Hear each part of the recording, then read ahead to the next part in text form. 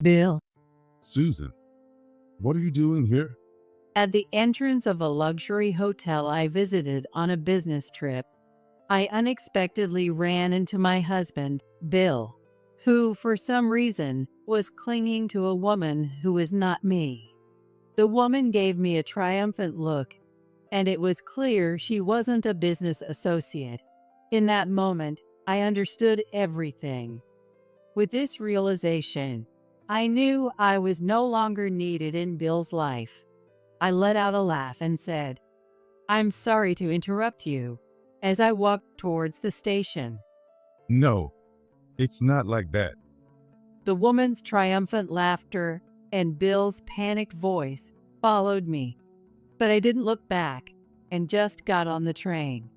As I watched the nightscape pass by the window, I thought about catching Bill in the act, but surprisingly, I didn't feel despair. I was going to live a different life from Bill. All I needed to do was take care of Emily. Before stepping back completely, I would do everything I needed to do properly.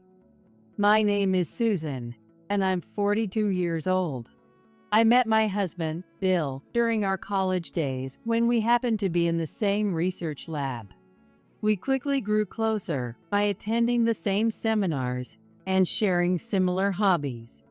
Thanks to our professors' connections, we chose jobs in the same area, so we often had meals together and discussed work problems. And this naturally deepened our relationship, and we eventually got married. It's wonderful that my students are getting married. Please let me be your matchmaker. Our professor offered to be our matchmaker, and our wedding, though small, was heartwarming and intimate. Fortunately, Bill's parents welcomed us warmly from the start. Susan is like our own child. She's a wonderful woman for marrying Bill. When Bill's mother, Mary, said this to my mom and me right after our marriage, I truly felt that our marriage would be a happy one. In our harmonious married life, we had a daughter named Emily. She is now a lively 10-year-old girl. I lost my dad early on, and by the time Emily was born, my mom, who had always been frail, had also passed away. So, it was a great relief when my mom, still alive at the time, got to see newborn Emily. While juggling childcare and building my career through remote work, I struggled to balance both. There were times when I was put in charge of projects, making it a whirlwind of childcare and work. Sometimes, Emily would burst into my online meetings, or I'd soothe her late night crying while racing against deadlines. However, Bill's parents, Mary and Kevin, tirelessly supported us and helped take care of Emily, allowing me to manage both household chores and childcare. Having a reliable place to leave Emily was truly a blessing. I felt so grateful that I often sent gifts or travel vouchers to Mary and Kevin, but Mary would kindly say, "Raising kids is expensive, so don't worry about us." She always showed us such warmth after accepting the gifts. Bill was also extremely busy with his work, often returning home after we were asleep and leaving before we woke up. Even so, when he could take a day off, instead of resting all day, he would spend time with Emily. He played with her tirelessly and sometimes helped me prepare dinner. Working together as a couple, we raised Emily for 10 years. However, during those 10 years, Bill seemed to change. His mouth twisted, and he developed a sarcastic tone, with a look of bitterness in his eyes. Bill's noticeable change in attitude began when my salary surpassed his. It seemed he couldn't stand it. He always had a strong sense of pride as a man, but his sudden change from being cooperative and kind left me bewildered. Bill's lifestyle and attitude also began to deteriorate. "Hey Bill, please stop leaving your socks inside out, and don't throw things into the trash can like that," It scares Emily. Just because you make more money than me, don't act all high and mighty. This has nothing to do with salaries, right? Oh no, women have it so easy, don't they? Talking to him like this never led to a productive conversation. Even if we did talk, it always turned into an argument. That's no way to talk. All right, all right. I was just joking. Bill would wave his hand dismissively, but I knew it wasn't just a joke. His real frustration was seeping through. Especially during meals, the atmosphere would get tense, even with Emily present. One evening, I was late preparing dinner, and it ended up being leftovers. Sorry for being late. We'll have to settle for yesterday's leftovers. Hey, you made us wait and now you're serving leftovers? A wife who can't even cook for her husband is useless. I feel sorry for Emily. I know being late was my fault, but you don't have to say it like that. It's one thing to take out his frustrations on me, but it's harmful in front of Emily. Still, Emily looked at us and said, Mom's food is delicious. Come on, Dad, let's eat together. She encourages him. Her words made me feel ashamed for making such a young child worry. But Bill seemed annoyed even by Emily's attempt to mediate. Unless someone was taking his side, he wasn't satisfied. That night, he kept grumbling as he ate the leftovers. One day, when I served mac and cheese, Bill made a strange comment. All right, 35 points. Needs more practice. If it were Jessica's mac and cheese. Oops. He trailed off, realizing he had said too much. In that brief moment of silence, I understood that Bill was comparing me to another woman. The fact that Bill had someone else making mac and cheese for him. I was deeply shaken, but maybe I misheard. The word affair crossed my mind, but surely he wouldn't betray Emily like that. I convinced myself to pretend I hadn't heard anything. By the way, when Mary and Kevin are around, he doesn't express his dissatisfaction. He knows it won't go well for him if he complains in front of them. Once, when he rated my cooking while they were present, This pasta is too bland. It's only worth 50 points. the moment, Mary's face turned stormy. If you're going to be that rude, you can cook. She rushed to make it because you said you wanted it. No, I didn't mean it like that. If you didn't mean it, that's even worse. Mary grabbed Bill by the scruff of his neck and dragged him to the kitchen, making him cook from scratch and critiquing his efforts harshly. Do you realize now how much effort goes into the meals you eat? I didn't raise a man who would criticize someone else's cooking. Susan, I'm so sorry. After Mary's thorough reprimand, Bill stopped saying anything in front of her. However, his behavior remained unchanged with me, showing he hadn't truly reflected on his actions. Hey, don't go telling my parents everything, all right? Women always tattle. He would say this every time we clashed. I started to think maybe I shouldn't be telling Mary and Kevin everything. They would scold him, but would it just make Bill more resentful? I was deeply troubled. When Bill was home, the atmosphere was always tense. I tried making his favorite meals and buying books by his favorite authors from college, but his reactions were always negative. Are you mocking me? You think you're so high and mighty choosing books you think I like? It was impossible to have a conversation with him. Bill's aggression even started to target Emily. When I had a conversation with him, I had to choose words that would fill Bill's mind. What do you think? Speak up. If the response wasn't what he expected, he would pretend not to hear. He would get obviously upset or change the subject to something completely unrelated, making my opinions feel dismissed. If he already had a conclusion, he should just say it instead of making others say it for him. If he made decisions himself, he'd have to take responsibility. He makes others say what he wants so he can complain later. When Emily wanted to go to the amusement park, he wouldn't outright say, "It's too expensive," but his reluctance was clear. Emily, trying to be considerate, would suggest, "How about going to the zoo instead?" But even at the zoo, Bill wouldn't seem to enjoy himself and would just look at his phone at the restaurant. On the way back from the zoo, we saw a poster for an amusement park. I wish we could go to the amusement park with Dad someday. Emily murmured. Bill suddenly became irritable. I took you to the zoo because you said you wanted to go. How dare you complain now? I wasted my precious time. He snapped. Emily didn't say she wanted to go today. You don't have to yell at her like that. And you've been on your phone a lot lately. I'm doing my duty as a dad, and all you do is complain. I still have work to do, and I need my phone for that.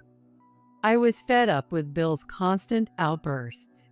If he couldn't handle the workload, he should consider reducing his hours or even quitting.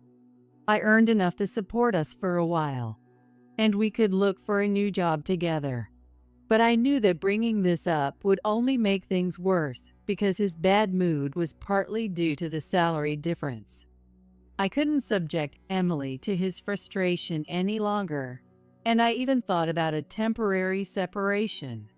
I hoped that once Bill's project was finished and he got his promotion, he would return to being the kind husband he used to be. The one thing that seemed to relieve Bill's stress was playing games with Emily, and during that time, he always smiled. When Emily came home from school, they were engrossed in the new game we recently bought. During these times, the house felt cheerful, and Emily was always smiling, which made me feel relieved. Bill himself started to enjoy gaming, and even after Emily went to bed, he would often play alone. In front of the game screen, he showed a rare, childlike smile. If only this calmness could last, I would feel relieved. But reality was different. One day, I had to go on a sudden business trip to New York. Coincidentally, Bill also had a business trip and would be away. So I decided to leave Emily with Mary and Kevin. Emily usually looked forward to playing games at Bill's parents' house, but that day she wasn't her usual self and didn't even mention taking her game console. "Emily, do you want to take your game console?" She shook her head slightly when I asked. Not today, I guess. Emily usually looked forward to playing games with Mary and Kevin, so her unusual behavior worried me, but I had to leave for New York. "Please take care of Emily," I said as I dropped her off at Mary and Kevin's place. Mary welcomed her warmly. Don't worry, we'll have a great time together. You go on and have a safe trip. Despite her reassurance, I couldn't stop thinking about Emily. During a break at work, I called to check on her. Mary and Kevin had taken her to the amusement park. Emily is doing great. She's saying, "It's so much fun at the amusement park. We even rode the merry-go-round like we were kids again." That's wonderful. Emily has been wanting to go for a while, but we never got the chance. Really, we're making sure she has a blast today. Mary and Kevin were truly wonderful people. Feeling relieved, I attended my meeting in New York. After the meeting ended, I was preparing to head home when a colleague approached me. If you're tired, you should check out the luxury hotel nearby. It has a pool and is really relaxing. I hesitated, thinking I needed to pick up Emily soon, but I was quite exhausted. and decided to treat myself to a stay at the hotel. However, as I approached the entrance of the luxury hotel, I couldn't believe my eyes when I ran into Bill. Bill. Susan, what are you doing here? Standing next to Bill was a woman I didn't recognize, and he looked shocked, his mouth gaping. Who is this old lady? The woman looked at me, tilting her head in confusion. Bill was flustered. Oh, this is well. He stammered, unable to form a coherent sentence. Bill, explain this, I said, trying to understand the situation. The woman next to Bill seemed far too intimate to be just a business associate. My mind didn't want to accept it, but the situation clearly indicated Bill's betrayal. Oh, this must be your wife. Why don't you introduce me properly? What are you saying, Jessica?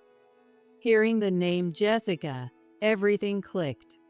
It was the name mentioned during the mac and cheese argument. So this is what it was about. I felt a deep chill run through my body. Hey, old lady, I'm dating Bill. I'm pretty hot, so I became his mistress, but now I want to be his wife. It's pathetic for you to cling to him, so just divorce him already. It seemed Bill had been lying to Jessica about many things. I let out a laugh and said, "I'm sorry to interrupt you," as I walked towards the station. No, it's not like that. Jessica's triumphant laughter and Bill's panicked voice followed me, but I didn't look back and just got on the train. As I watched the nightscape pass by the window, I thought about catching Bill in the act, but surprisingly, I didn't feel despair. I was going to live a different life from Bill. All I needed to do was take care of Emily. When I went to pick her up from Bill's parents, I found her fast asleep on Kevin's back. She seems to have played so much that she fell asleep. Thank you so much for taking her to the amusement park. I really appreciate it. No need to thank us. You could have stayed longer in New York. Do you want to stay the night? Seeing Mary and Kevin's smiles made my heart ache. Divorcing Bill meant separating from these wonderful people.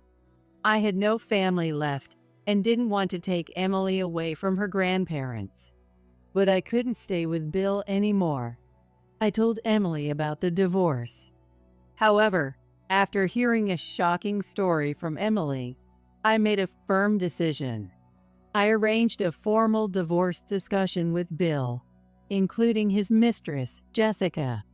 Jessica, who was Bill's junior coworker, had seduced him when our relationship was strained.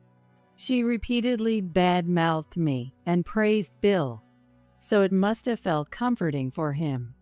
It didn't take long for them to become romantically involved. When their affair was exposed, Bill, possibly emboldened by Jessica, took a condescending attitude.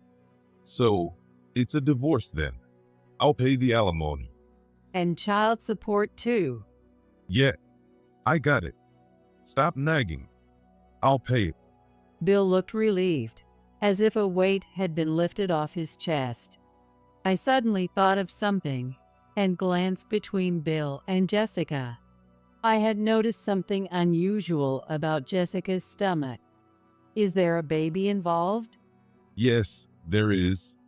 Honestly, I was wondering when to tell you, so this makes it easier. Bill said, almost as if it were convenient for him. Jessica, standing next to him, was happily caressing her stomach.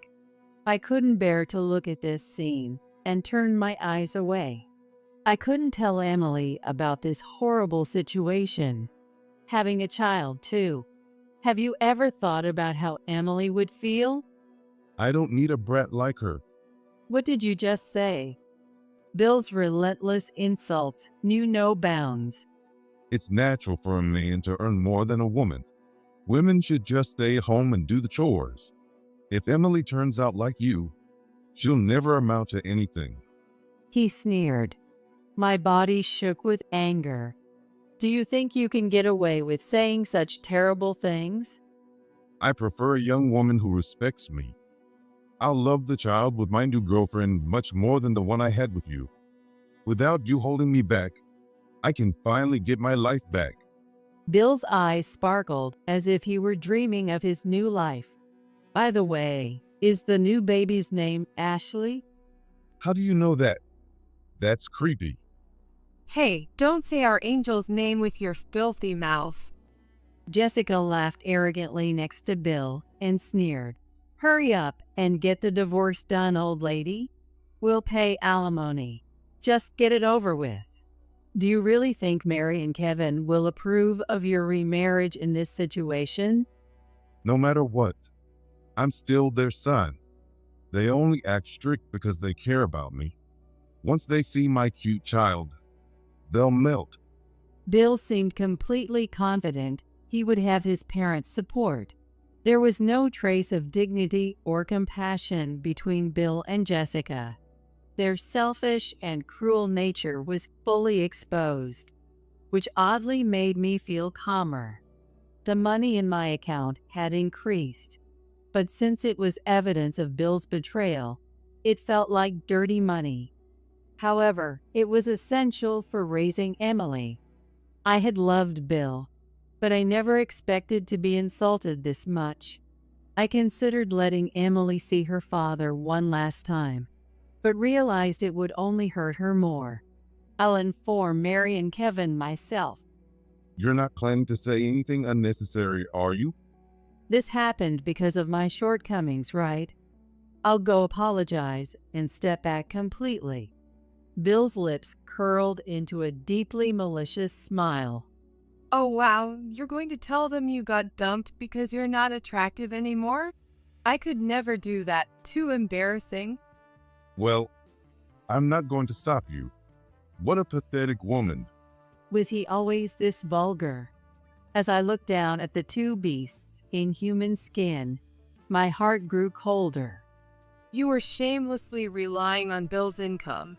Now you and your daughter will live a miserable, poor life. How sad. Yeah, exactly.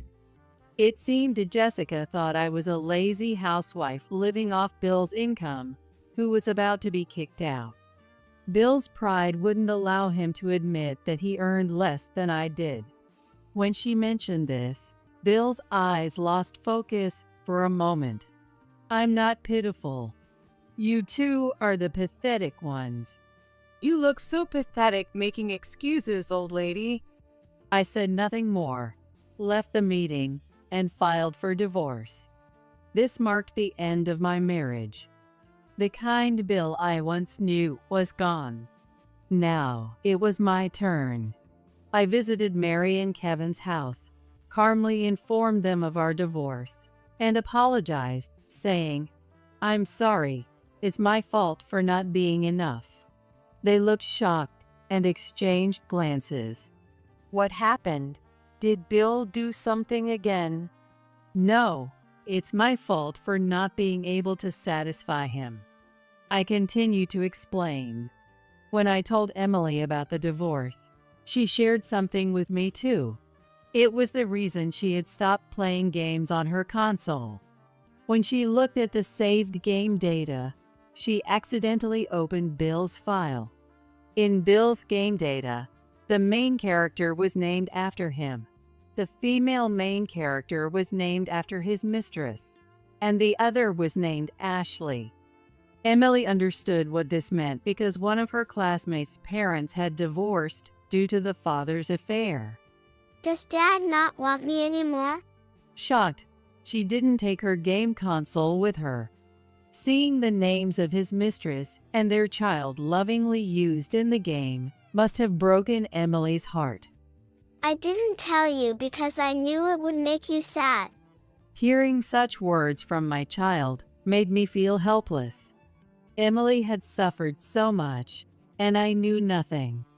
Meanwhile, Bill was completely engrossed in his affair, ignoring Emily's feelings. He must have been in a good mood while playing that game because it reminded him of Jessica. This is unbelievable. I can't believe Bill was such a heartless person.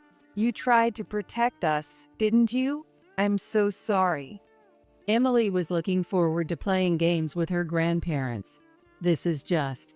But thinking about her, I said in a barely audible voice. Mary grabbed my shoulder. Don't worry, we will never accept Bill back. That's right. It would be much worse to be separated from Emily and you, Susan. For a moment, I had feared they would side with their son and cast us out. But Mary and Kevin were supportive and kind. With their support, I decided to move from our current home to a new place. In the meantime, Bill took Jessica to visit his parents, but they were chased away. Bill assumed his parents would favor their biological son. I guess Susan told you. But we got divorced, and I found myself a young wife. Aren't you happy for us, Mom and Dad? Nice to meet you. Unlike the old lady, I'm cute, so let's get along. You'll have an even cuter grandchild soon. Their arrogant attitude only earned them angry shouts from Mary and Kevin. How dare you? You've done the worst thing a father and husband could do, and you have the nerve to come back here. And you, Jessica? I want nothing to do with someone who knowingly dates a married man. Our only grandchild is Emily. Completely rejected and taken by surprise, Bill immediately called me. Hey, I told you not to say anything unnecessary. Did you provoke them? Why would my own parents kick me out? I just told the truth and apologized, saying, I'm sorry for being an inadequate wife.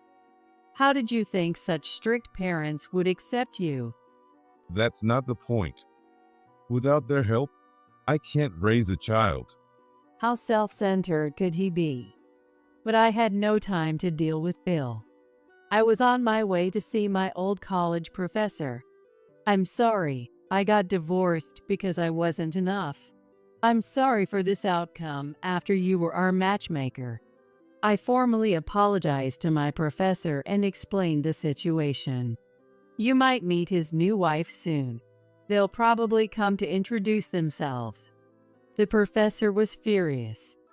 Not only did Bill disgrace him, but the professor likely related to me, as he had married off his own daughter.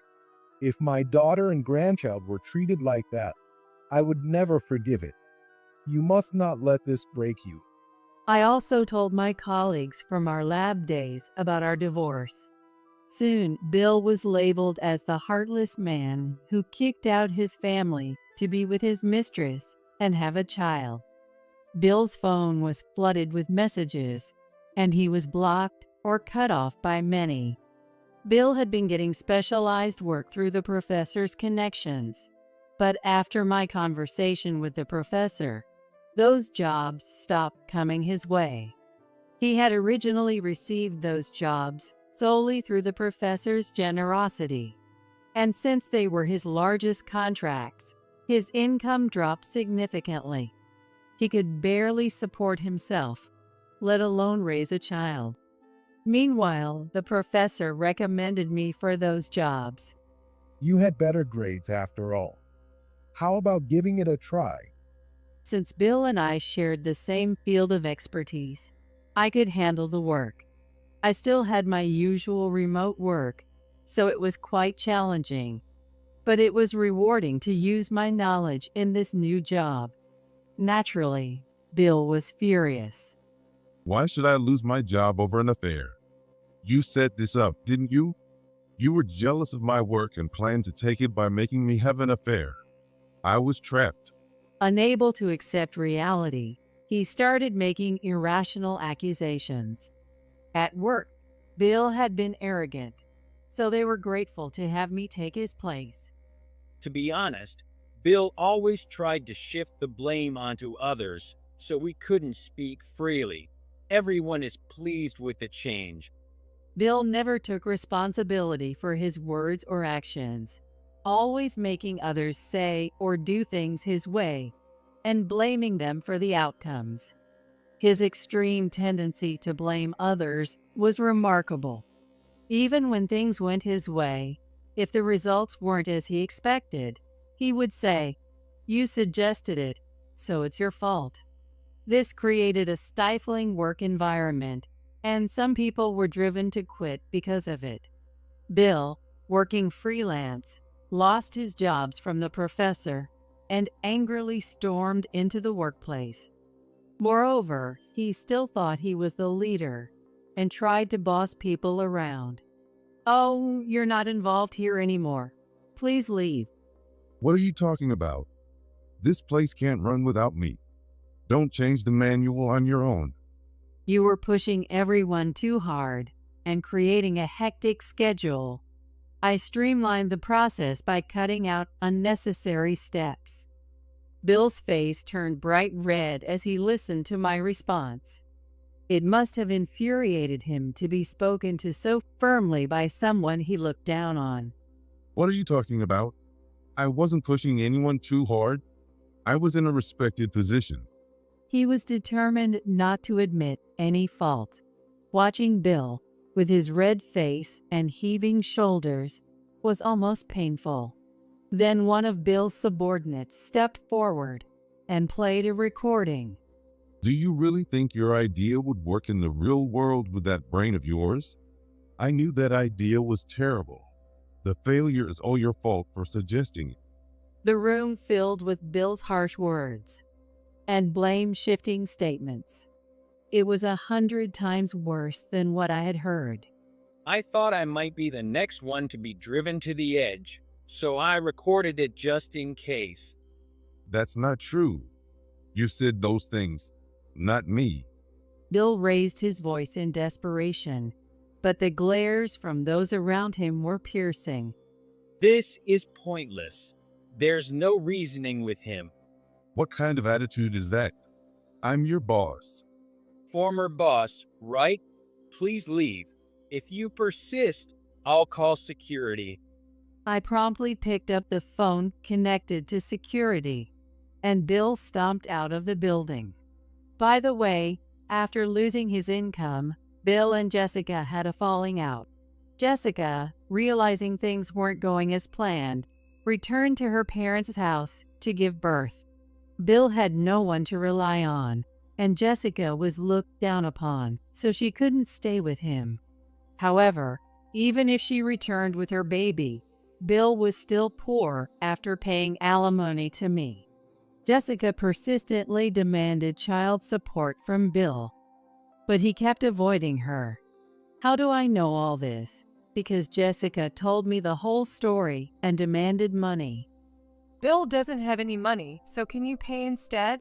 My angel is much more important than your daughter. I care about my own daughter. You're young. Why don't you work? People are so unkind to single mothers. How could you say that? I didn't know you were the one earning more. I thought you were living off Bill's income. He deceived me, so I'm the victim. She screamed. What on earth was she talking about? There was no way I would give her money.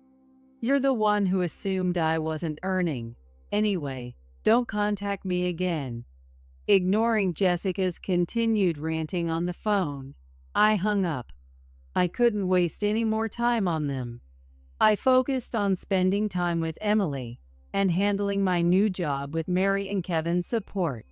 A few years later, Emily graduated from elementary school.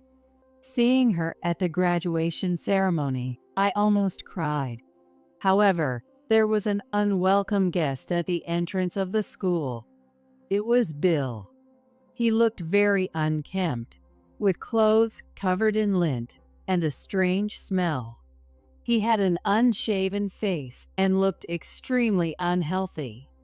Bill walked up to Emily and said, Emily, it's been a while.